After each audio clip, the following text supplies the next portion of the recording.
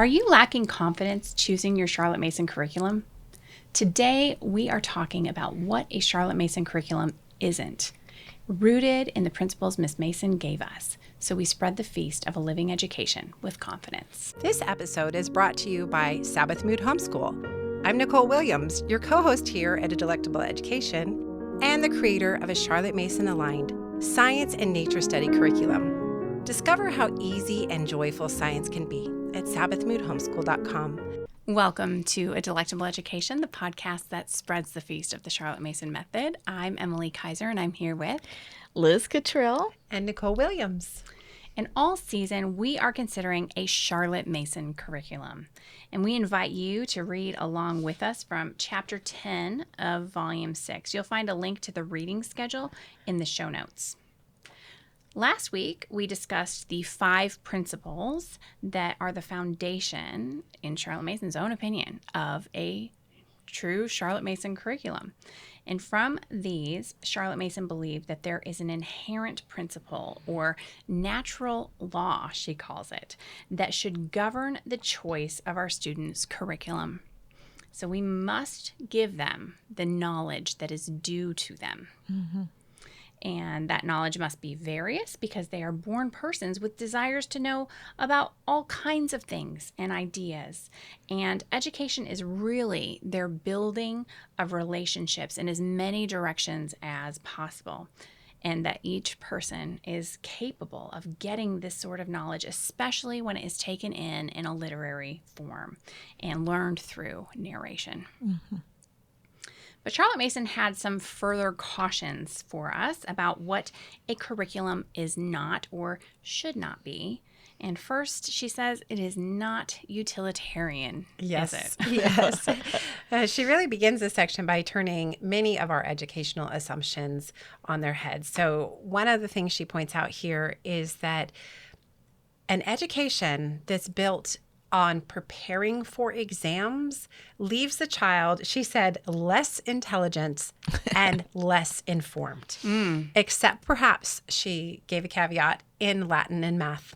Oh, Yeah. interesting. So that's what all of us came from, right? Mm-hmm. That was our education. And she's saying that actually is a problem. And it really flies in the face of our modern instinct to evaluate education based on test scores. Mm-hmm. But she really warned that impoverished the children. So we can't do that. But then, yes, she takes aim then at a deeply rooted idea of educating children for their future prospects, like their future job. Mm-hmm. And in particular, she talked about educating the boys to gentlemanly pursuits or towards the trades, one or the other. But, we do a very similar thing because in schools today, children are required in the 9th grade to choose what career they intend to go in so that their coursework can be aligned around that. Mm-hmm. And she just said, the education we offer is too utilitarian, like you said. So when we... And utilitarian meaning useful, right? Right. So when we reduce a child's education to what is useful, it doesn't serve, maybe it's serving, we think it's serving a practical end, but it's not honoring the whole personhood of that child. I think about the end of Volume 6. It's actually in the second book of that. She has a whole letter, I think it was originally published in the Times of London, about the scope of continuation schools. And she was advocating we need to give these tradespeople something to think about. Yes. So that while they're doing their, even factory job, that they're going to have a mental stimulation that they can think about, the novel that I was reading last night, or the new thing that I'm learning, right? Otherwise, what is the purpose of Latin or Shakespeare? We think, they're never going to use that.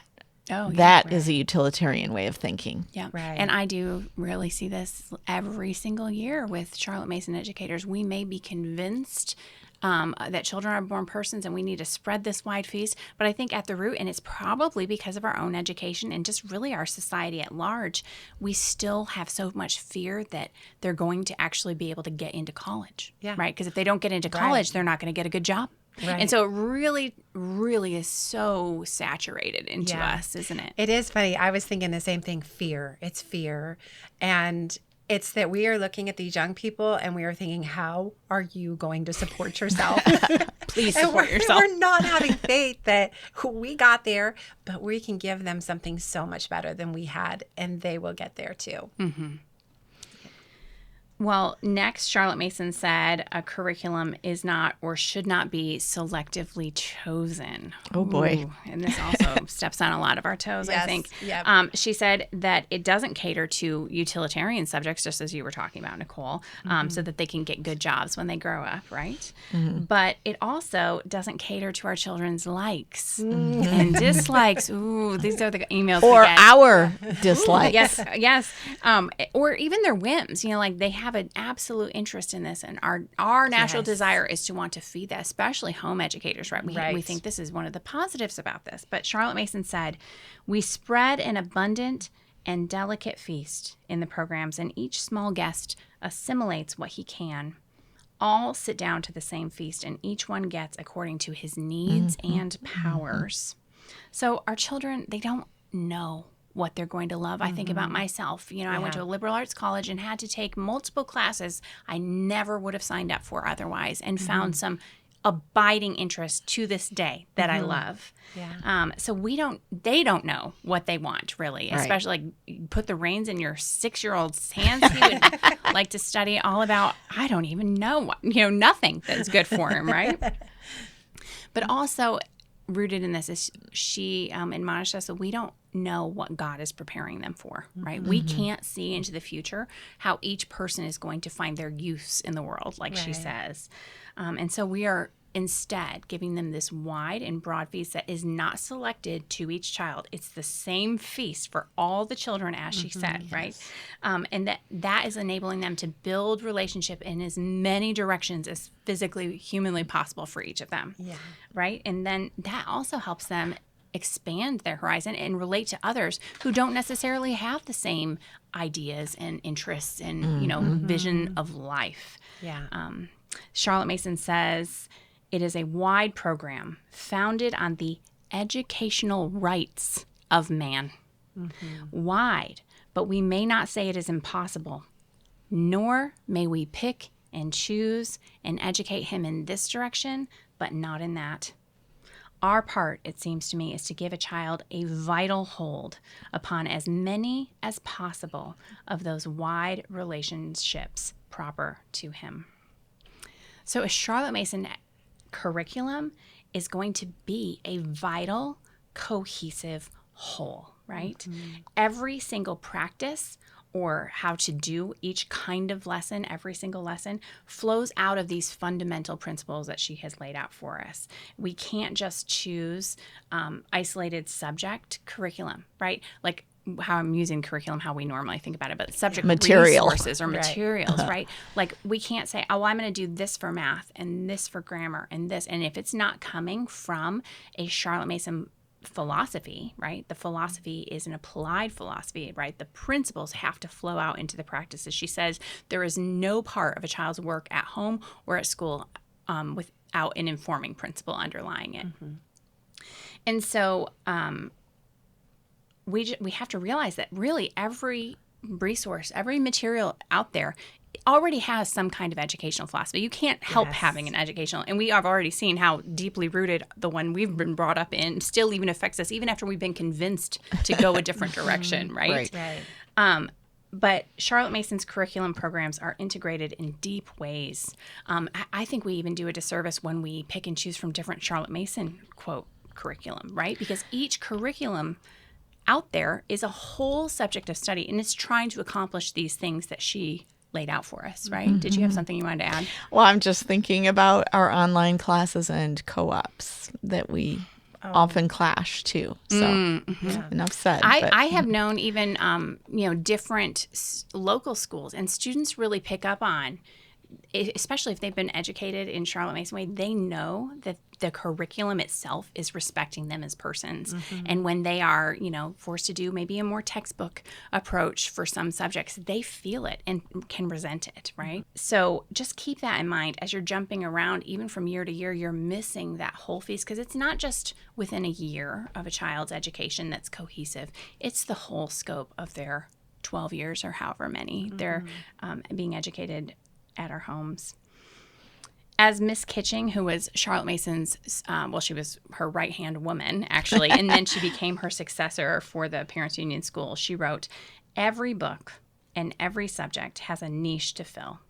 It cannot stand alone, nor can it be omitted from the program without weakening the whole organism." She's not even talking about omitting a whole subject like Swedish drill, which I did for a year, guys.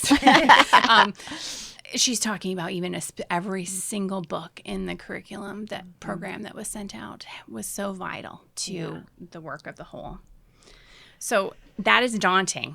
It seems like, okay, I don't have as much leeway as I thought I had. But I'm wondering also, I look at those curriculum programs and there's like 20-some subjects on there. How in the world are we supposed to accomplish all of this?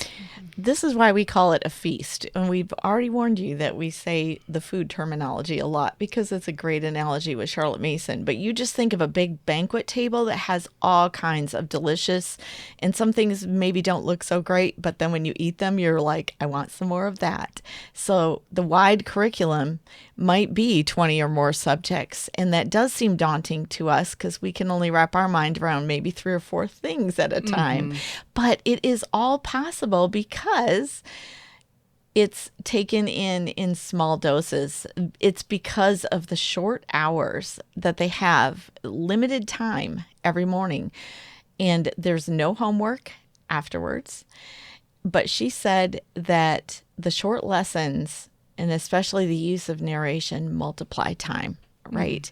In fact, she says in one place, it quadruples the time the teacher has to cover a subject with a student or present it. So, and a lot of it is based on the fact that narration means the child is building the habit of attention. So full attention, no time to dawdle, no time to dilly-dally, causes a lot more learning. They're always listening to the reading or reading with the expectation that at the end of the reading, they must narrate or tell back what they understand. And we accomplish this with a timetable, right? Because there's no way to get through 10 or 12 subjects in 2.5 or 3 hours every day without having a guide. I think of it as the curbs on the road or the traffic signs that help keep pointing you in the right direction. This is where you turn. I actually just said to a mom yesterday, the timetable is kind of like our GPS for school. Yeah, it is for sure. And Charlotte Mason said in her first volume, when she's literally talking about the habit of attention, that the timetable is the very first principle of education upon which a well-ordered schoolroom is built. And so, like we mentioned, the principles that Charlotte Mason talks about are not confined to her short synopsis. There are principles throughout her volumes. Another teacher, actually, Charlotte Mason wrote a paper called Education Theory. And that was the first part. And Miss Drury wrote Practice. And in that paper, she said, a timetable punctually adhered to is one secret of the carrying out of the program. And its great variety partly explains its efficacy. She's talking about the variety of the timetable. Not only is it keeping us to those short lessons. Yep. Oh, Bible's done. We move on to the next thing. In it, you do feel like, where are we going, right? All day long. But that is giving the child's brain a break, right? To attend to something that is like a listening lesson is a different kind of mental faculty or mental process than to attend to their math lesson. And so just by switching frequently to various subjects, various mental skills, it gives their brain breaks and it doesn't over fatigue them. And that enables them to, for 2.5 to 4 hours, depending on their age, really focus on the lesson at hand. And no one, not even an adult, can focus for even as long as 30 minutes straight. So this is just being respectful of a child's young mind, attention is developed over time. They don't have long attention, but we can make powerful use of the short amount that they do have if it is full of really good things. Mm-hmm. And basically, she said every lesson with a living book must be narrated, and a lesson without a narration is wasted. So they have that expectation, and that helps them pay attention. And then the narration helps them absorb what they've just taken in. So when we're talking about short lessons, some of them are as short as about 10 minutes, and some of them are as long as 40 in the highest forms. So that's still a shorter lesson than any of our high school classes, right? Mm-hmm. And those 40-minute lessons for high schoolers, they still have some short lessons in between there to help vary their time. Mm-hmm. So when we think about what a Charlotte Mason curriculum is not, it's not going to be sitting at your math lesson until it gets done, regardless of what the timetable says. We're moving with the clock, and the clock marches on, whether we like it or not. Right. Yep. And it's going to have various, every day is going to look different. It's going to have these short lessons, and we are going to require narration, not fill in the blank worksheets, right? Mm-hmm. So those are some markers to look at, but we'll be right back. Are you a homeschool mom looking for hands-on, meaningful projects your kids can actually use that won't just end up in the trash? Meet Cozy Crafter Crates, the monthly subscription box that brings vintage-inspired handicrafts right to your door. Each crate is packed with all the supplies you need, no extra trips to the store, and simple, kid-friendly instructions so your child can work independently or alongside you. These aren't just cute crafts. There are skills for life like sewing, weaving, woodworking, and more. Designed with Charlotte Mason principles in mind, our crates help you create lasting memories, teach real-world skills, and give your kids the satisfaction of making something useful with their hands. Join hundreds of families rediscovering the magic of traditional handicrafts. Subscribe today at cozycraftercrates.com. Thanks for joining the conversation today. If you'd like to go deeper on any of the topics that we touched on today, we have some episodes that you might like.